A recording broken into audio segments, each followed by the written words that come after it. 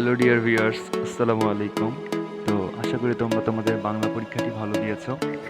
তো সাজেশনসের ধারাবাহিকতায় আগামী পরীক্ষা তোমাদের ইংরেজি প্রথম পত্র, যার কারণে চলো আমি ইংরেজি প্রথম পত্রের অ্যানালাইসিস ভিত্তিক একটি সাজেশন ভিডিও প্রস্তুত করেছি।